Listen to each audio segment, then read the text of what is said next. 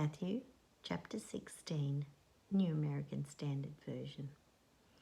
The Pharisees and the Sadducees came up, and putting Jesus to the test, they asked him to show them a sign from heaven. But he replied to them, "And when it was evening, you say, 'It will be fair weather, for the sky is red.' And in the morning, 'There will be a storm today, for the sky is red and threatening.' You know how to discern the appearance of the sky, but you are unable to discern the signs of the times. An evil and an adulterous generation want a sign, and so a sign will not be given to you except the sign of Jonah." And he left them and went away.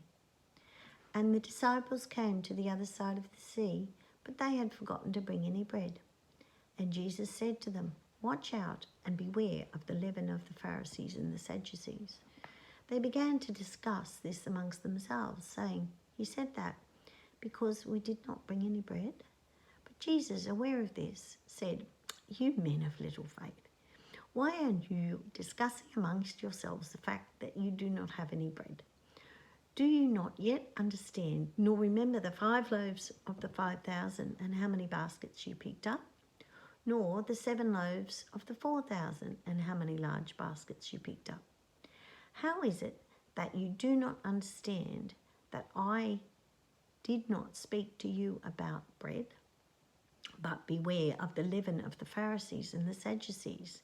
Then they understood that he did not say to beware of the leaven of the bread, but of the teaching of the Pharisees and the Sadducees. Now when Jesus came into the region of Caesarea Philippi, he was asking his disciples, "Who do people say that the Son of Man is?"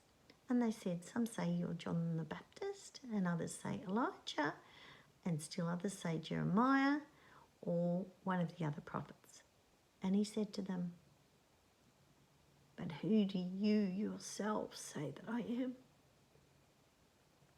Simon Peter answered, "You are the Christ, the Son of the living God."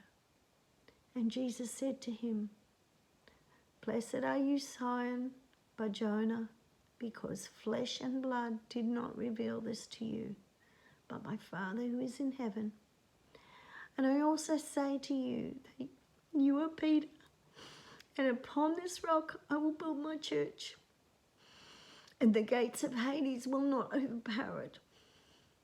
I will give you the keys of the kingdom of heaven, and whatever you bind on earth shall have been bound in heaven, and whatever you loose on earth shall have been loosed in heaven." Then he gave the disciples strict orders that they were not to tell anyone that he was the Christ. From that time, Jesus began to point out to his disciples that it was necessary for him to go to Jerusalem and to suffer many things from the elders and the chief priests and the scribes, and to be killed and to be raised up on the 3rd day. And yet Peter took him aside and began to rebuke him, saying, "God forbid it, Lord. This shall never happen to you." But he turned to him and said to Peter, "Get behind me, Satan. You are a stumbling block to me, for you are not setting your mind on God's purposes, but men's." Then Jesus said to his disciples, "If anyone wants to come after me, he must deny himself, take up his cross, and follow me. For whoever wants to save his life will lose it, and whoever loses his life for my sake will find it.